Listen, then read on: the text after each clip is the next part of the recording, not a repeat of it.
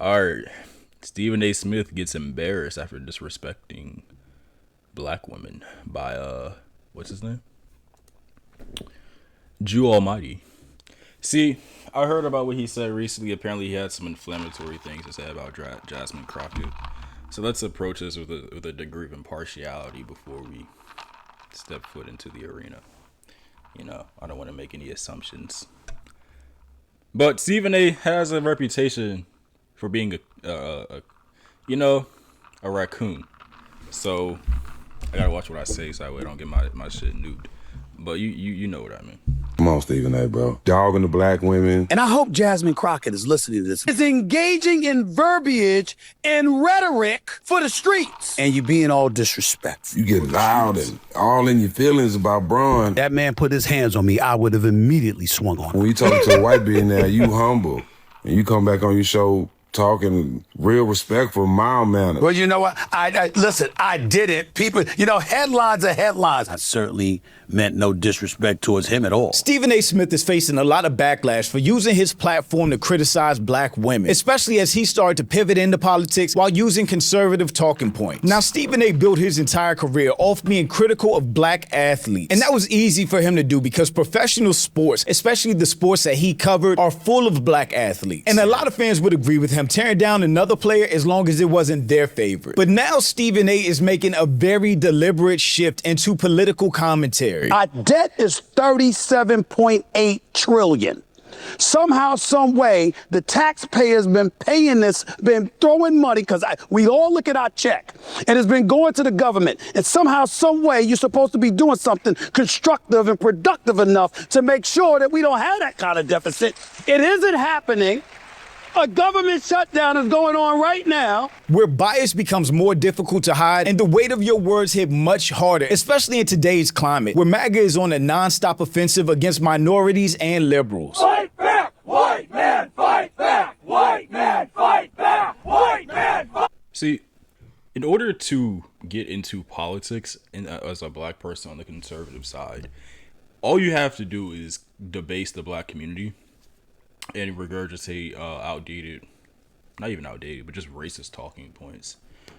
And as for his comments on like the debt, that is true, but a lot of people don't actually understand that there's more debt in the world than there is money.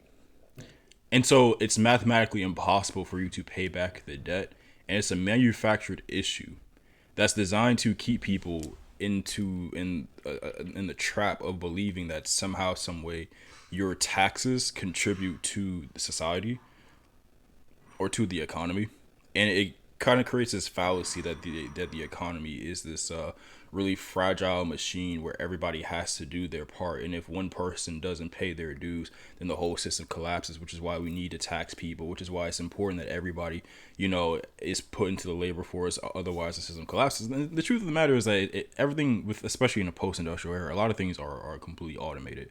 A lot of jobs are BS jobs. I'm not saying that people should get fired, but what I'm saying is that the idea that you have to work like a 40-hour work week and that your taxes contribute to a prosperous and fair society is a myth, and the mathematics isn't there, let alone the rhetoric and the social ethos of it all.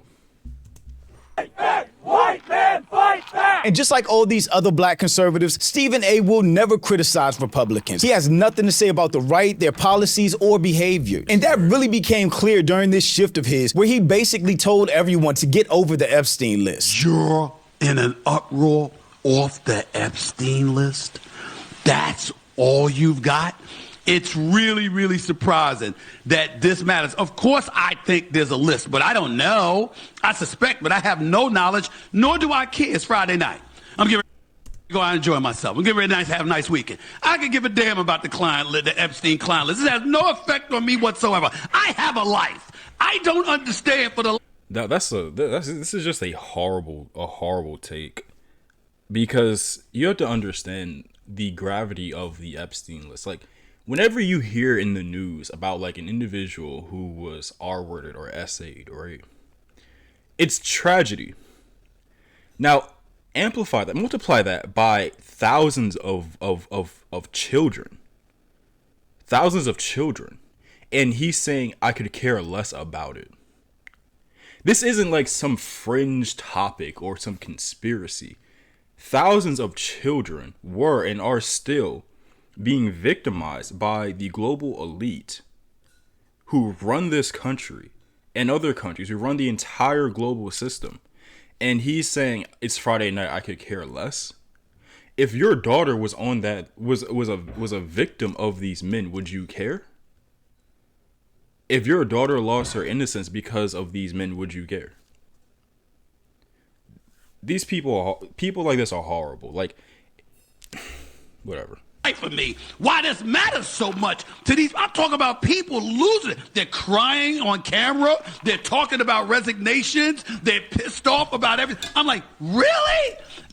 Check his computer. Check his computer. Because anyone who downplays that is questionable. I'm so serious. I'm going to quote Joseph Stalin here. One death is a tragedy. 1 million deaths is a statistic. The same thing is true for anything. That's the problem with scale, is that when something becomes so massive or so ubiquitous, people become so desensitized to it. And so the threshold for when it starts to matter increases exponentially. So you have one person who gets assaulted, or 2 or 3 people. It's horrible. Now, when you start talking about potentially thousands to tens of thousands, and there's a lot of there are cover-ups behind it. There's sort of this veil that's created by either secret societies or government apparatuses. It starts to fall into the realm of conspiracy, and so people downplay its significance.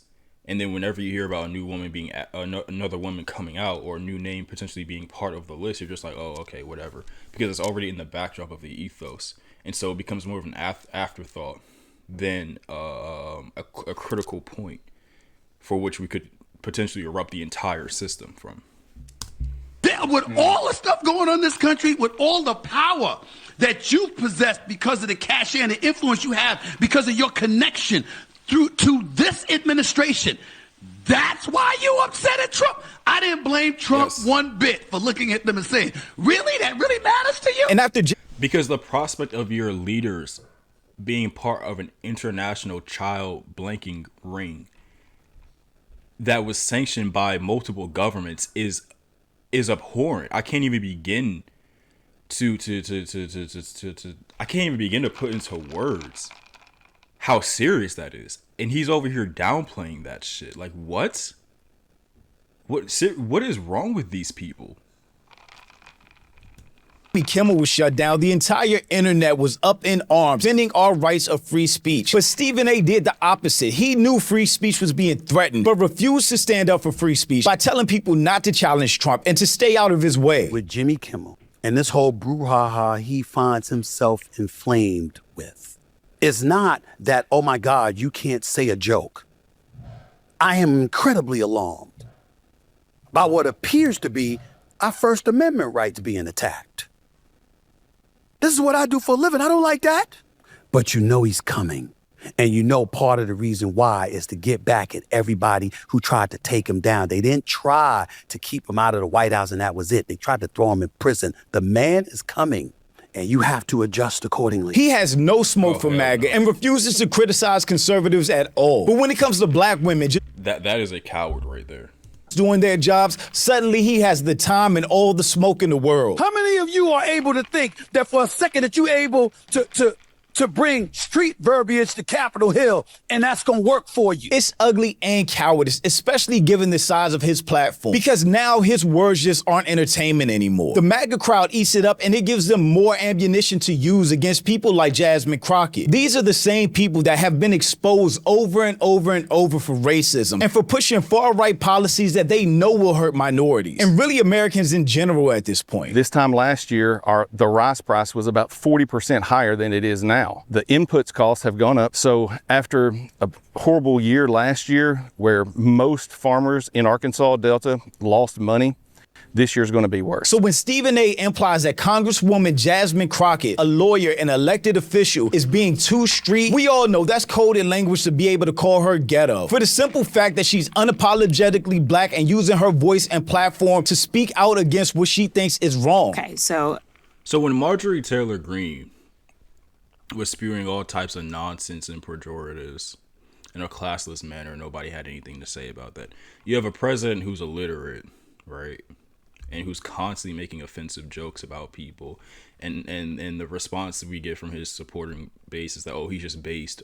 Ha ha ha, oh, he's a tough guy, blah, blah, blah, blah, blah. Even though he was literally Netanyahu's bitch.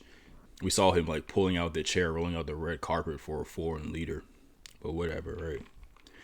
Point being, and this is because Trump has a massive inferiority complex and a fragile ego because he's a small man, despite the fact that he's 6'4", but we know that physical size and the size of your heart and spirit are not one and the same. They don't correlate at all. Trump is an illiterate degenerate who incited an insurrection, but Jasmine Crocket is somehow the one who's ghetto, somehow the one who's bringing street verbiage.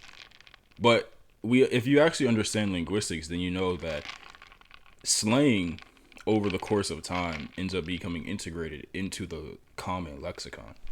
And so all words are made up, right? And so you can ascribe meaning to pretty much anything. That's the fun part of linguistics. So there's no such thing for real as street language, because the slang that they used back then during, like, let's take Shakespearean English back then when he was literally just making words up at the time. And a lot of that stuff was considered slang. It's now considered like classy, right? Or high class verbiage, high class vernacular that the elite or that the well-educated use. Okay. So when you see black people using AAVE or Ebonics or whatever you want to call it, that's not street lingo. That is actually a valid and well-recognized language. Like it is an actual language. It's not some fringe bull. Again, another low IQ implementation. I just want to be clear that the American people should know that these are all Trump 2.0 policies. And whether Stephen A. knows this or not, he is feeding directly into conservative narratives and talking points. But when he finally catches heat and gets called out, suddenly his tone changes. Listen, I did it. People, headlines are headlines. We can get into that another time, but I was hoping you were going to be here. I am not qualified. He becomes humble and apologetic, especially after being checked by a white man on live TV. But I'm Jew. Welcome to the channel. Please like and share the video. Slaves will always recognize their masters. This educated, brilliant black woman representing over 750,000 people is engaging in verbiage and rhetoric for the streets. And that's fine when you're in the streets. How many of y'all bring the streets to the table when you at the negotiating table trying to get a deal done? How many of you are able to think that for a second that you're able to bring street verbiage to Capitol Hill and that's going to work for you? You literally have... Translation, if I don't code switch to conform to traditional white... to traditional white linguistics, then I don't deserve, or I should not, or will not be heard, because I'm speaking in a manner that is a product of the systemic injustices that we have faced as a community. That being phrasings that stem from AAVE or Ebonics, which again are a product of the lack of education and access to books, to literacy that blacks have historically been denied. So the natural words are not coming to me today. So the natural outcome in that scenario for any people group would be to develop their own language, because you have to learn how to communicate somehow. And so this is where the elitism of linguistics and the racism of it all comes into play, because you know damn well what people are saying, right? Whenever you hear someone who speaks with a certain accent, or someone who hails from a particular background, who may not speak in traditional standard westernized American English, right? You can still tell what they are talking. Take Professor Zhang, for instance, right? He has a very thick Chinese accent, okay? And he does have really good English. He's a very articulate individual, right? But you can still understand what he's saying. No one's going to discredit what he's saying because of his accent. When it comes to black people, because of the accent or the choice in vernacular, then people want to act like they don't know what the fuck they're talking about. But they do. They do. So it's just racism. Senators and congressional figures on Capitol Hill on the side of the Republicans telling the networks, whether it's Fox News, News Nation, or anybody else, please, please, please put her front and center on camera. Why would they do that? Because they know it wins for them. If you read between the lines, Stephen A is saying he doesn't like how Jasmine Crocket speaks and presents herself, and that she should code switch or dumb down her personality in order to be accepted by conservatives, as if her changing her way of speaking will make them like black women all of a sudden. He's sitting there chastising a black woman doing her job and representing her district. We've got a lot of ground to cover in about 5 minutes, so let's go. I've got 3 statements that I want to know if you agree or disagree with, and I want to just go down the row. Yes or no? Does cutting pay typically assist in recruiting a workforce? Yes or no? No. Generally, no. Thank you. It sounds like a low IQ implementation to me. So let's go to the next one. Does poor working conditions assist with recruitment? Yes or no? No. Sounds like another low IQ implementation to me. And For the few politicians, just like Gavin Newsom, that hasn't been afraid to use her platform and speak out against this administration or the president. And so we took all these incidents, and my staffer, I'm like, dude, this letter is getting way too long. I mean, it was like he's falling asleep. He forgets that he appointed Jerome Powell. We would have added January 6th if we had dropped, he forgot he was president on January 6th. The rest of the world did not. So there is something happening, and this is based on what actual medical professionals have told me, mentally as well as physically.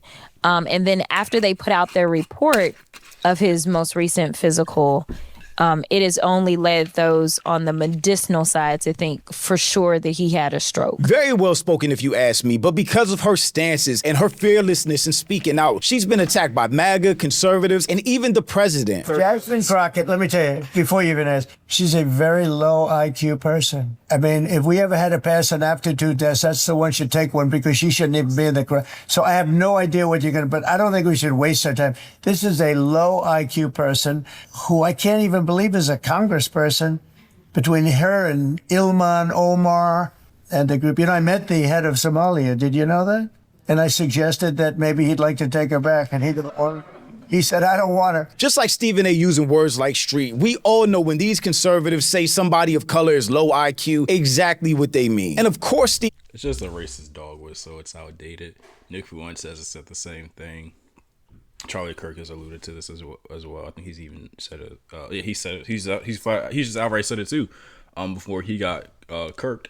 But anyway, point being, the subtext is obvious. They're not gonna say like openly. Although Nick Fuentes might, but most of them are not gonna say openly. Yeah, I think less of her because she's a black woman. Although Charlie Kirk actually did say stuff like that openly.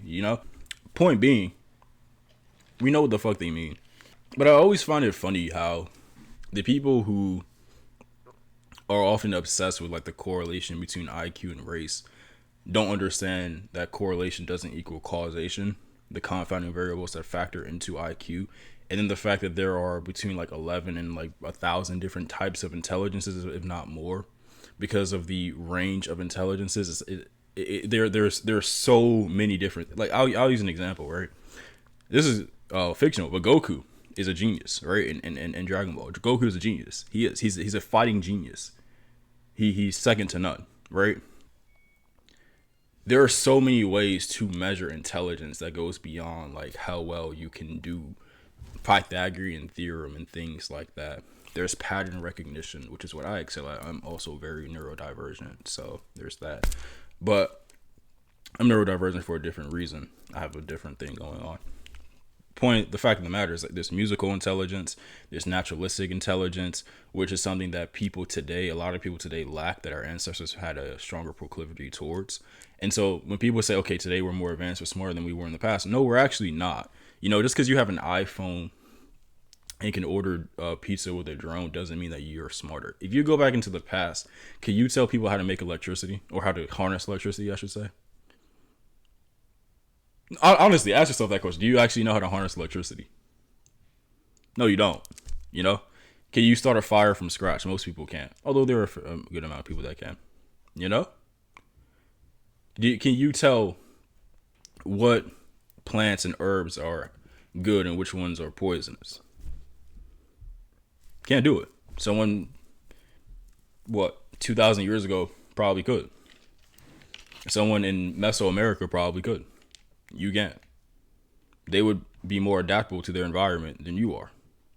So we have to stop thinking that intelligence is like this linear thing, which is tabernacle to our history, which is viewed from a linear perception, which is misleading because history works in waves and cycles and it has a degree of cyclicity to it rather than linearity. But the point still remains. We need to stop thinking that intelligence is like this one-way streak and that there's no variation. And they caught a lot of backlash for being so critical on Jasmine Crocket, not only for not coming to Jasmine Crockett's defense that she's being called low IQ and attacked on the right, but then to further criticize her for just being herself and doing her job to the best of her ability. When I point to a Jasmine Crocket, it's because here's what I know. All I ever hear her doing is going off about Trump. And of course, like all of these guys, he's never in the wrong and just continues to double down. Ladies and gentlemen, can I tell you what my belief is? I have no desire to be a politician. Let me reiterate that. And I appreciate House Leader, Democratic Leader Hakeem Jeffries speaking to me in the way that he did by saying that I speak with the frustration of the American people because you damn right I do. Let me tell you what gets me annoyed. And I hope Jasmine Crocket is listening to this. And by the way, she's welcome on the show. When you go on national television and you calling the president of the United States out of it and you're being all disrespectful, as a representative in this country, do you believe the citizens of Texas sent you there to do that? They don't like him either. I'm talking about those who voted for her in all likelihood. But because he is who he is and he is in that position, they expect you to go to Capitol Hill and figure out a way to maneuver yourself through that terrain to work in a fashion that's going to facilitate getting things done on behalf of your constituents. That's your job. What he's saying is dumb out the gate because keep in mind, we're in a full government shutdown right now. See, this is the problem with utilitarian pragmatists, is that they capitulate to evil rather than resisting it. They bend the knee because they're only interested in survival because they're operating from that frequency or that state of consciousness. So anything that may compromise their survivability, they are deathly afraid of, and they incur, and because of their myopia and because how you see other people is a reflection of how you see the world, they think other people need to adopt that ideology as well. But you shouldn't. You should always resist evil at every turn. If you know that what someone is doing is wrong, you need to resist that. I'm not saying be a dumbass about it. What I'm saying is that you cannot capitulate. You cannot take a side or in any way give some sort of leeway to evil. You have to resist it at every turn because evil is irrational. It is unreasonable. It is disagreeable. And it's to combat that, you should not be agreeable. You need to be just as disagreeable as the very evil that you are fighting against. I don't remember the exact quote, but it was something along the lines of how agreeable people work within the system, and then disagreeable people are the ones who are more likely to revolutionize or change the system. And so because of that, the world functions at the behest of disagreeable people, and evil people who are narcissistic or psychopathic tend to be extremely disagreeable. So if we take that into account, the only thing that can combat that is someone who is equally as disagreeable and as strong-headed without having the same moral failings. And that's what you have to do if you really want to make change. Stephen A. Smith is not a change maker. He's a pragmatist. And this is where you get to the problem, the conundrum of the idealist versus the pragmatist, which I mentioned on my old TikTok, where the idealist says, let's change the system. They look at the system. They said, these are the flaws. These need to be corrected. And the idealist doesn't often work well within society, and they are often ostracized, or they are depicted as the light bringers or the Luciferian archetype. And because of that, they are often cast out from the broader society. Whereas the pragmatist says, okay, this may suck, this may be evil, this may be ass, but I want to survive. I want to be able to get my needs met. I want to be a part of the system because I have a yearning for community. So I'm going to do what it takes to fit within that. And they can make things operate within the system. They may be like particularly knowledgeable on certain things. They may know how to run a system. They may know how to systematize. They may be good at STEM or mathematics, etc. But when it comes to critically thinking, analyzing, and then strategizing on how to curb the evils that are endemic within a system, they fail every single time. And so when society collapses, it's the idealists that reinvigorate it, the idealists that spur about hope and passion, that is an ambition within a people to rebuild from what was destroyed by the previous idealists and the capitulation of the pragmatists. The pragmatists cannot create. They can only operate from within the system that the idealist has made. Stephen A. Smith and a lot of black Republicans, and I know many of these types of people personally, are pragmatists. They do what makes sense to survive. But ultimately, that survival is running on borrowed time. And that's why it always fails. And that's why when the dictator finally crashes out, those people are among the first to be purged. Because the dictator has no friends. They have no allies. Right? Everyone around them is a threat. They have that inferiority complex, and they can never ever truly trust anyone because their psychology isn't wired for them to do so. And they've created an environment, a very fragile environment, where they have to constantly look over their shoulders from people who are trying to either usurp them or turn them into a puppet. And many times, and oftentimes, they are a puppet for people for deep states and shadow governments who have secret agendas, which Trump is a part of. He is a puppet of those people. Ultimately, it's a losing battle for these people, and it's a shame to see because that type of cowardice is disgusting, and it actually is evil. And I am going to say flat out, Stephen A. Smith is evil for this. Yes, he is. Because he knows better, and he's still choosing to do worse. He even said himself, he knows that Trump is coming. He knows that Trump is going to try to make an example out of people, right? He knows that Trump is going to try to violate your constitutionally enshrined amendment rights. And what does he do? He bends the knee to evil. He bends the knee. And he thinks everybody else should as well. So yes, Stephen A. Smith is part of the problem. He is evil. He is. Republicans refused to negotiate or even communicate with Democrats. It was their way or the highway, and because of that, hundreds of thousands of federal employees and their families are suffering. Some of them unable to pay bills like mortgage or rent or buy groceries for their family. So her being critical of the administration or Trump doesn't mean she's not doing her job. Excuse my language on Sirius XM, but it ain't your job to say he ain't shit. He ain't worth a damn. That's not your job. Anybody can do that. He's a deal maker. And if you figure out a way to make him look good in any way, quid pro quo is something he lives by. He'll reciprocate. No, this is actually sick as fuck. Like, you do not make a deal with the devil.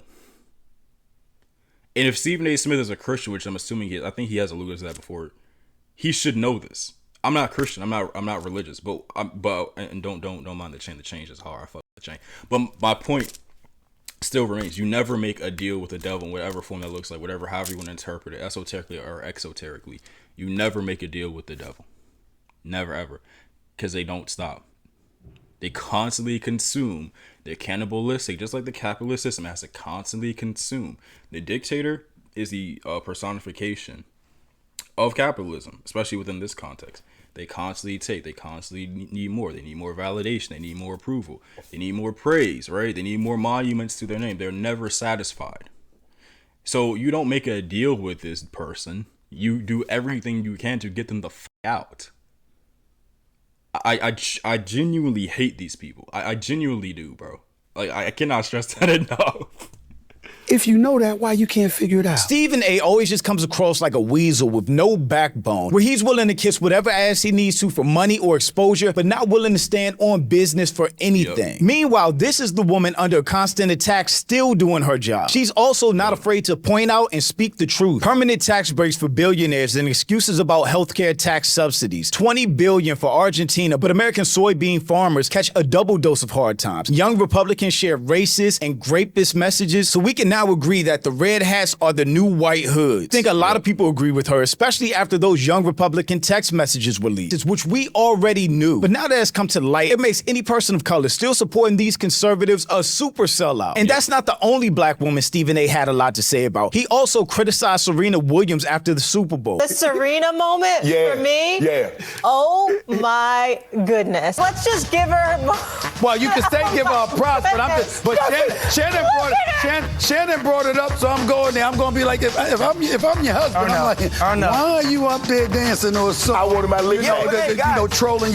Also, this thing though, she's from Compton. No, we know. Like we know that. Even if I'm married and my wife is going to join trolling her ex, go back to his ass. Because clearly you don't belong with me. What you worried about him for and you with me? I gotta get that lick back. Go ahead, stop it. Stop it. What? Stop it, Stephen A. This is true. But the energy changed a lot when Serena's husband joined his show First Take to confront Stephen A. live about his comments. Well, also, too, Stephen A. Smith, I think you had some marriage advice for me. Is that right? Who's shorty on the left, though? Anyway. Sure. Well, you know what? Listen. I did it. People, headlines are headlines. We can get into that another time. But I was hoping you were going to be here. I'm no. Oh no. I am not qualified. Married? All right. What? Oh no, not me. Well, I ain't qualified, my brother. I'm not qualified. A whole lot of stuttering is. How the fuck you talk shit about a black woman, but then when her white husband comes to confront you about it, one, you're not even there, but two, you're stuttering on a prompter. On a projector, my fault. On a screen. You're not even there. You're scared like a little bit. No, like, how I don't understand how people grow up and don't have a backbone or principles at all. Like, have you ever stood for anything that wasn't $1? Seriously, have you ever stood for anything? It's holy fuck. There's a degree of cognitive malaise that goes into these ideations that black Republicans tend to have. Republicans in general and racists in general. But I'm going to focus on that black Republican just for right now. I don't like to bash my people because we are all black at the end of the day. But those people need to be excommunicated from the black community. They do not need to be. If they love whiteness so much, they should be considered a part of the white community. But we know that the white people won't accept them because they're still black. So you got to throw them to the trash because that's what they are. The Candace Owenses, the Stephen A. Smiths, the Officer Tatums, the Hodge twins, all that. Although to Candace Owens' credit, she has been on a roll lately. So I will give credit where credit is due in that regard because she is kind of doing, especially with the Charlie Kirk stuff and what actually happened, she's doing her thing with that. But that doesn't erase the fact that she made a career, a decades or longer than a decade, like a decade and a half long career over out of denying that systemic racism existed and downplaying the struggles of black Americans while she had her big come up off of a lawsuit from racism from her university, right? It doesn't make any sense.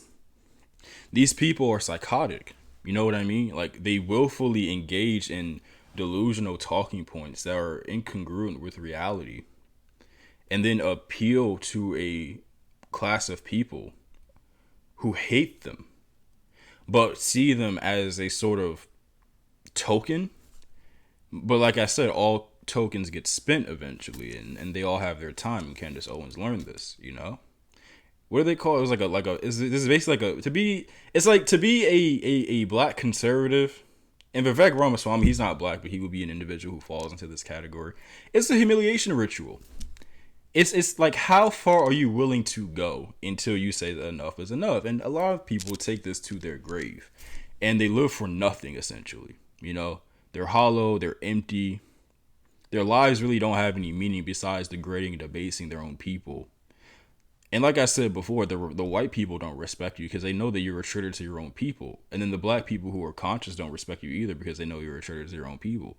And so even white racists who don't like black people still harbor some degree of respect or acknowledgement for the efficacy of black people who are resistant to their racism, to their rhetoric, and to their movement because they have to, because they know it's a roadblock.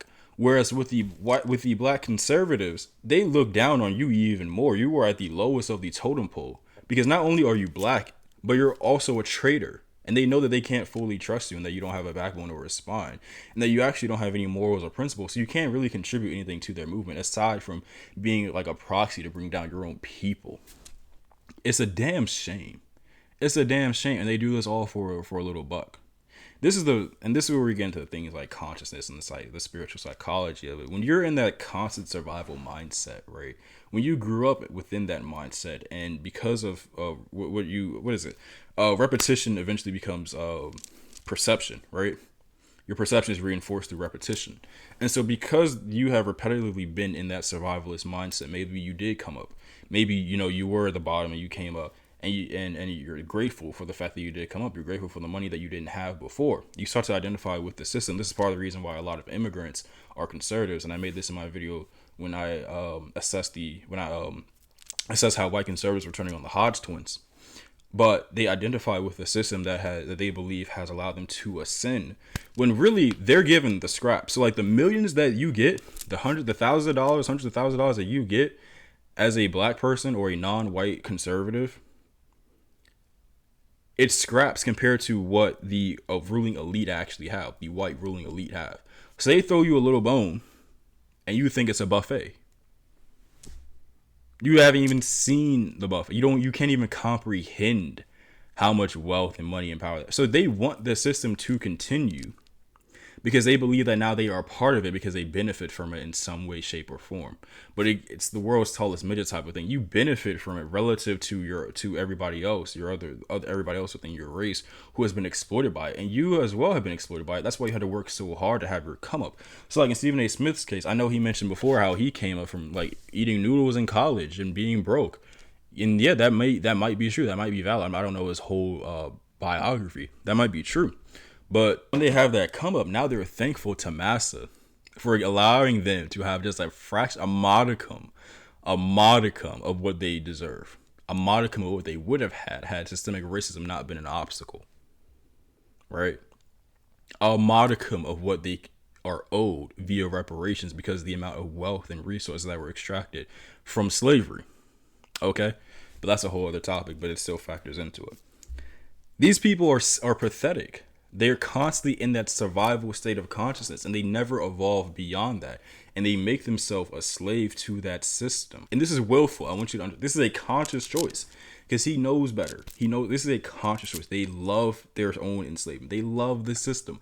They love white supremacy. They love whiteness because it elevates them over their own people. Or they believe it elevates them over their own people, but only does so monetarily, financially. But that's just physical stuff. That's tangible stuff, right? And we know that the physical world, the physical reality is just an illusion, right? It's delayed consciousness, so it's not really the end all be all, but they're still tethered to that sort of soul trap. That's where you get into like the spirituality of all that, but that's a whole other thing. I'll get into that later. Hammer, for somebody that was just talking tough a minute ago, all of these black conservatives are the same. They talk big stuff online about anybody black, but they are terrified to say anything to white people. I was gonna ask because you hadn't been married before, right? I am married. No, see. Okay. Yeah, because I give advice to plenty of founders who want to build billion-dollar companies. And the reason I do that is because I build billion-dollar companies. Yeah. So I generally try to stay in my lane as advice Then department. we'll talk marriage advice later. I've run 13 years strong. We got Deal. That man just got told to stay in his own lane and had nothing to say about it. And when he did respond on his own show, he was so humble and gentle in his response. Glad like that he is her husband. I have no issue wanting to address this because that's her husband. I certainly meant no disrespect towards him at all. Knowing us as men, you know, if we're married and our wife is just showing energy towards anybody else, even in a negative way, we're asking ourselves, if you're happy, why show that energy? You know, that's it. But that's all it was. But I wasn't going to get into it. This man is clapping Serena Williams for it every day. I don't think he gives a fuck what you have to say. I don't think he gives a fuck. You know what I'm saying? Like, some things you just got. There's a time and place where you have to learn to shut the fuck up. You have to learn to keep things to yourself. I've learned this. This is why I mind my business a lot, right? This has always been my philosophy with anything in life. Unless someone is being hurt, someone who doesn't deserve to be hurt is being hurt, or it's affecting me and someone that I love or care about, I stay out of it. You know what I'm saying? So when women go and do dumb shit, I don't really comment on that because it's like, women are always going to do dumb shit because people are always going to do dumb shit. It's not like a female thing. It's a human thing. When you see motherfuckers acting crazy and that you're doing, like, the people are always going to do dumb shit. I try to stay out of all that, right? Sometimes it comes to me and I have to address it. And I am a bit of a instigator. So when people come to me with drama, I do make it worse. I won't lie to you because I get a thrill out of it because I'm sadistic. But that's a different problem that I have to reconcile within. The fact of the matter is that you got to learn to shut the fuck up, Stephen A. And he got humbled. A white man just came on your show and flexed like billions of dollars, basically, without even showing a band, without even showing a single bill. And you had nothing to say about it. This is bitch-made behavior. As a grown man. He's talking about we as men. This is not masculinity. This is not masculinity. And he is a representation of like of the right in a way. Or he's leaning towards the right. But a lot of people on the right wing have this sort of mentality, and they think that like masculinity again is rooted in like the aesthetics of it, when it's rooted in courage. It's rooted in having a backbone. It's rooted in thinking critically, right, and making sound and informed decisions, not by bending the knee to evil or by stuttering when you were confronted by another man because you disrespected his wife, which you should have never done in the first place because you have no history with the woman.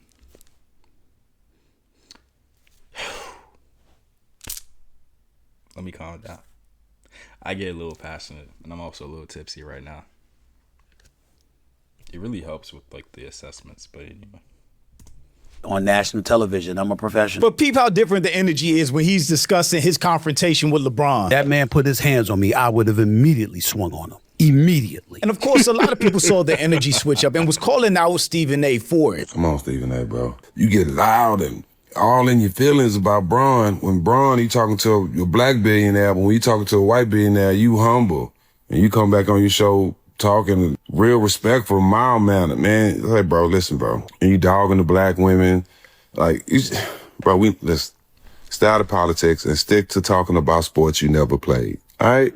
Just stick to doing that, bro. We not gonna vote for you if you talk. I heard you talking about running. You don't do that, bro. We not gonna vote for you. No, we're not. Street saying Serena's husband had you backpedaling like Atlanta Falcons Deion said. I think this is an interesting one and goes to the point that I was making. Stephen A. Smith never had smoke for Trump, MAGA, January 6th insurrectionists, white Christian nationalists, rogue white police officers, racist judges, teachers, politicians. But black women? Exactly. And with Stephen A. facing so much backlash and being called out internet-wide, not only is he trying to downplay the situation, his bias and being called out for it, now he's trying to distract people. Have you noticed Stephen A. brings his daughter or nephew out when he's in hot water? And that's definitely true. I like his daughter. She's really funny, has a good personality, especially on air. But we see it's clear as day, he's just trying to hide behind his black daughter's face. Ultimately, my dad's money is mine. And I think that that's the difference between Josh and I that a lot of people get mixed up. We're just on two completely Holy fuck, he has strong genes. different levels because I'm entitled to everything he has. Josh is stealing from you. But people aren't going for it. You don't have to bring your daughter out when you mess up. Yes, everybody loves your daughter, so I get it. But all you got to do is say, I'm sorry. I was wrong for what I said about Jasmine Crocket. I respect her and I respect black women. That's all. And I think he hit the nail on the head with that. Instead of doubling down, just acknowledge what you said and how it could have affected black women in the black community as a whole. Apologize for it and do better. But they don't do that. They just double down. What's even more spineless about this is the fact, again, you're using your children, you're using kids, you're using the youth, you're using your kid and your nephew essentially as a shield against public criticism because you're not man enough to take it yourself because you don't want to confront or deal with the ramifications of your own actions and the backlash from your own community. That's not what a man does. You take it and you just move forward and you learn from your mistake and you try to do better. You know, and I'm a person. This is my personal thing. I've never liked apologies because if you were sorry, you would have never done it in the first place. Because I believe people are more conscious than they give credit for them or than they allude to. I think that a lot of things that we do are actually very conscious actions. It's just a matter of whether or not we choose to ignore or acknowledge what we were doing.